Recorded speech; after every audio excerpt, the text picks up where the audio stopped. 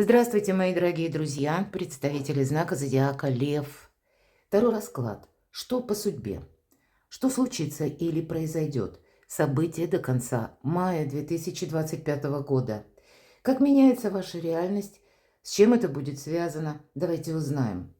Что же скоро войдет на порог вашей жизни? Или вот эти перемены, которые, быть может, связаны с внешними обстоятельствами или какими-то новостями, возможно, и правда какая-то неожиданно откроется или придет нужная информация, словом, куда вас заведет судьба. Знаки судьбы, как подсказки, и мы достанем 3 карты. Что вам нужно услышать или важно знать? Возможно, и вам придется где-то принимать важные решения, чтобы жизнь пошла с более правильной ноги. Давайте достанем 6 карт. И первая карта у нас будет называться «Что вы, возможно, вычеркнули из своей жизни, а оно вернется». И понятно, что уже подразумеваются какие-то ваши приложенные усилия, потраченное время, может быть, и ресурсы, ваши таланты, время, да? Время в плане участия в каком-то деле. Итак, что вы вычеркнули из жизни, а оно к вам возвращается. В чем вы думали, что поставили точку, а оказалось вовсе не точка, а запятая, а то и многоточие. Что прояснится или какая правда откроется. И 3 карты, знаки судьбы. Первая карта, как знак судьбы, и куда вас заведет судьба. Направление. Второй знак судьбы. Что вам хотят сказать, передать высшие силы. И третий знак судьбы. Какие возможности перед вами открываются. Давайте будем узнавать, что же вы там вычеркнули из жизни. А вы и правда вычеркнули уже какую-то ситуацию. В чем-то думали, это завершилось, поставили точку. Я могу предположить, что, ну, конечно, это старший аркан, и все правильно понимают, что это не про смерть, это именно завершается ваш какой-то жизненный этап. Но это не совсем еще точка. Это ситуация между прошлым и будущим. И я могу предположить, какой-то заключительный аккорд вам все-таки придется, может быть, делать, может быть, принимать важное решение. И это старший аркан, стало быть, это всегда какие-то обстоятельства в вашей жизни, которые вас будут, может быть, и подталкивать к тому, чтобы вы для себя что-то прояснили. Или определились, что же вы будете продолжать на последующий период жизни. Вот это переходное значение, оно может добавить самых разных эмоций, потому что мы можем и сожалеть о том, что что-то уходит, или, опять же, обстоятельства, ситуация, в которой мы оказываемся, ну, она где-то на нас может эмоционально давить, но, с другой стороны, это и все равно что-то новое пытается войти в вашу жизнь. С одной стороны, вот такая кульминационная карта может на самом деле раскрывать еще и очень судьбоносный этап вашей жизни, когда неизбежно что-то завершится. Или какие-то вопросы, в которых вы окончательно расставите все приоритеты, будут означать, как будто роль сыграна, спектакль окончен, занавес. Но это будет одновременно означать, что в ваших руках, несмотря на печаль по прошлому, есть ключ к возрождению. Ведь эта карта именно возрождения, выздоровление от какой-то больной ситуации. Но, видимо, мои дорогие львы и львицы, еще с выздоровлением может вернуться какой-то человек. Или может быть вот этот самый заключительный аккорд, когда вам придется принимать важное решение для того, чтобы этот итог и подвести или закрыть окончательно в прошлое дверь. Давайте откроем вторую карту, в чем вы поставили точку. Правда, вы что-то завершаете по тузу мечей. Я часто говорю в своих раскладах, это выход из лабиринта. Это однозначное какое-то решение. Может быть, даже это какой-то вердикт. И этот вердикт вы, возможно, вынесли прежде. Но в силу обстоятельств к вам может вернуться как и конкретный человек. Или есть те вопросы, которые вас могут вынудить на контакты с тем человеком, который был в вашей прежней жизни. Опять же, именно обстоятельства или какие-то ситуации, или ваши дальнейшие планы потребует некоторого возвращения к тому, чем вы занимались, или с кем вы взаимодействовали, или с кем вы прежде договаривались. Но вот, тем не менее, все это закончится тем, что вы проясните что-то для себя однозначно. И причем все точки должны быть расставлены. Значит, есть еще некоторые ситуации, мои дорогие, в которых именно двойственность присутствует, и вы ее должны устранить. Именно об этом нам говорят карты. Давайте откроем третью карту. Что же прояснится или какая тайна откроется, какая правда откроется? Ну, посмотрите, маг. Ну, у вас сильная позиция, это верно. Но это здорово, когда у нас или мы наиболее сильны, или когда мы чувствуем собственную силу, вы будете ее чувствовать. У нам и дает как будто на доработку какой-то вопрос, или судьба возвращает ту или иную историю, чтобы мы последние акценты расставили. У мага все стихии в руках, и поэтому, с одной стороны, это может быть ваше абсолютное понимание, что, к примеру, мною манипулировали, например, так. Или я делал какую-то работу по конкретному человеку, даже по работе, да. Ну, значит, я был интересен компании, интересен руководителю, а бонусы получил кто-то другой. И именно вот это ваше осознание здесь как правда будет, что нет, вот я так больше действовать не намерен. Я собственную силу хочу употребить на благо самому себе или самой себе.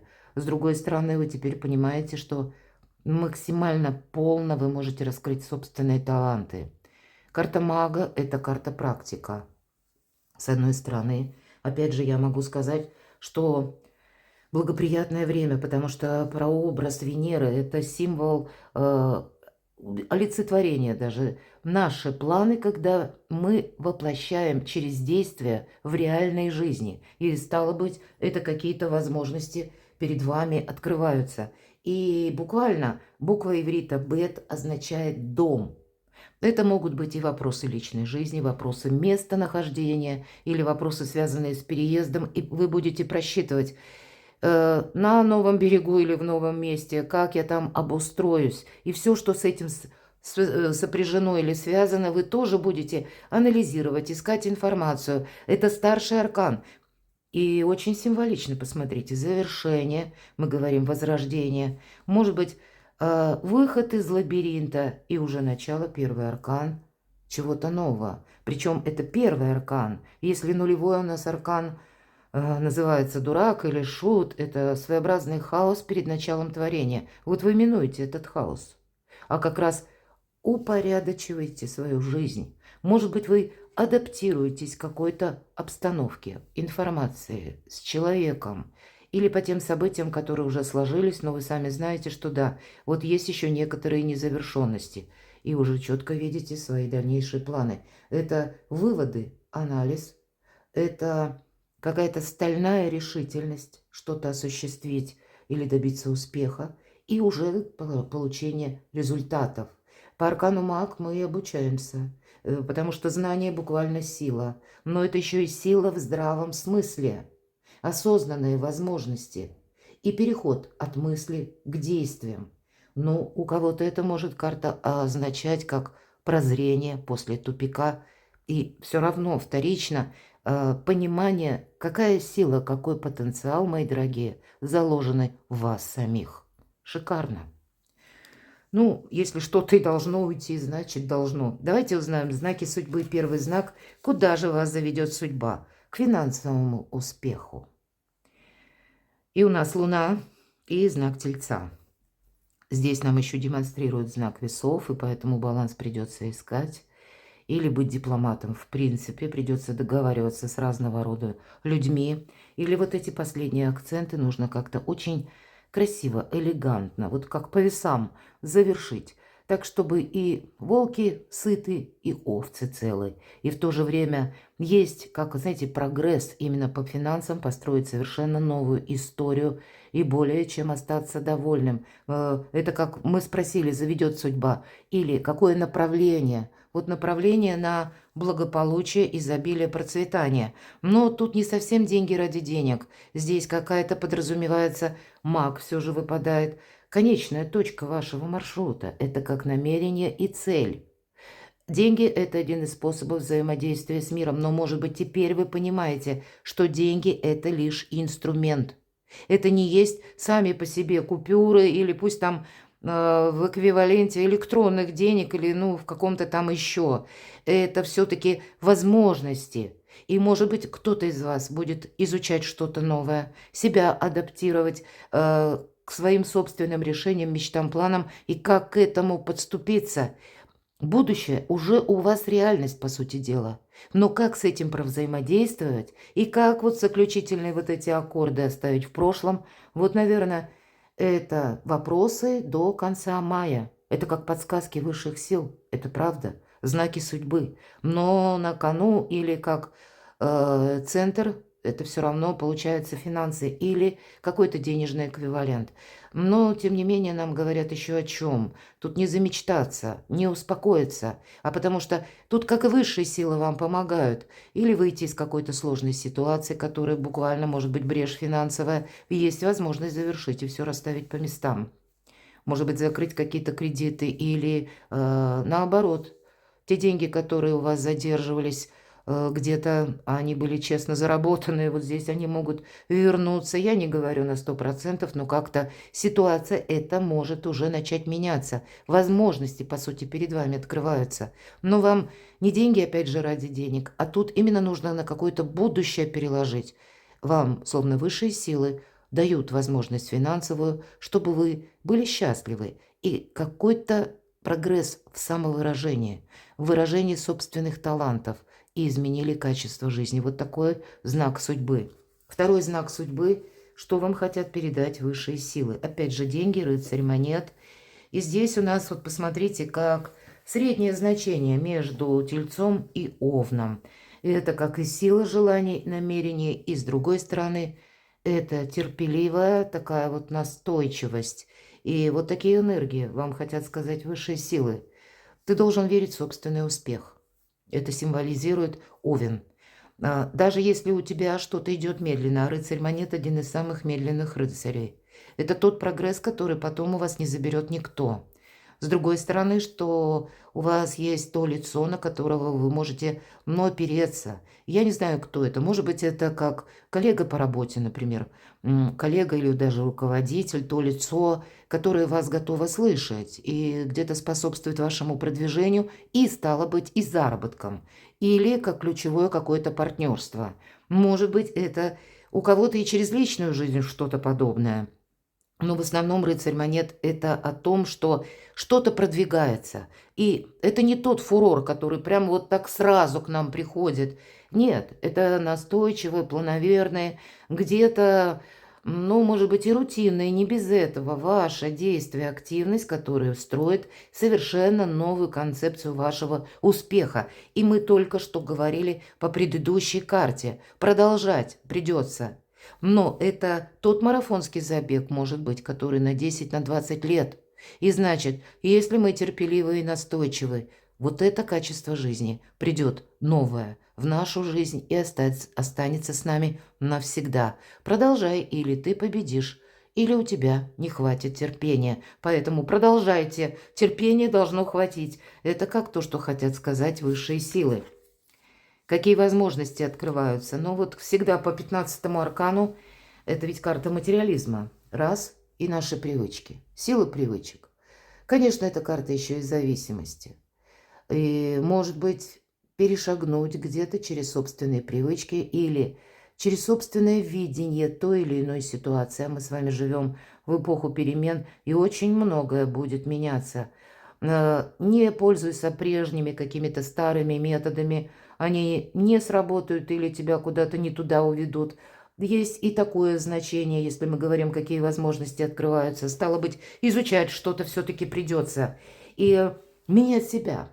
По 15-му аркану, если мы говорим привычка, привычки могут быть самые разные. Но в первую очередь, наверное, это как мы видим мир. Или как мы представляем людей. Или к какому стереотипу мы действительно уже адаптировались, и он нам попросту мешает.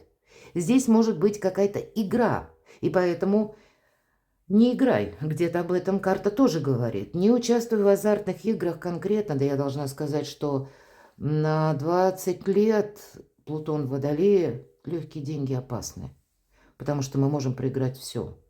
Точно так же мы можем довериться кому-то и потерпеть фиаско. Вот в эти игры играть точно не следует. Тут лучше это завершить. У вас есть возможность, если мы спросили, какие возможности открываются, выйти вот из этой золотой клетки. Может быть, у кого-то вовсе не золотая, прямо скажем, эта клетка, а как какой-то период ограничений, когда у вас все что-то не получается. Но тем не менее, эта золотая клетка может символизировать ход ваших мыслей. Вы привыкли думать в каком-то шаблоне, а вам тут нужно думать совершенно по-новому, чтобы достичь успеха, изобилия, процветания. Предыдущие карты нам как раз об этом. Может быть, что-то новое изучить. И тогда 15-й аркан нам помогает, он придает нам физической силы, выносливости. Вот это да, со знаком плюс. Все-таки материализм. Но есть и то значение, когда какая-то игра жизнью, игра судьбой, или буквально игра, да, должна закончиться, или может перейти в какую-то опасность. Поэтому, наверное, на чем-то настаивать, или всегда карта 15-го аркана говорит, не делай ничего чересчур. Как только чересчур мы что-то делаем, как и со знаком плюс, так и со знаком минус, мы теряем бдительность. Вот вам бдительность нельзя потерять, потому что тут разного рода могут быть возможности. Но могут эти возможности приходить совершенно нелепо. Тут поначалу что-то может выглядеть, ну, так серовато и невзрачно. А потом, в последующем, с учетом предыдущей карты, с учетом, опять же, вашей настойчивости, это раскроется в какой-то прекрасный узор или откроет перед вами очень далекие перспективы, причем путь к стабильности, действительно изобилию, процветанию. А может и наоборот, поначалу что-то выглядеть пафосно, а по факту это не означает ничто. Это будет только лишь какие-то слова.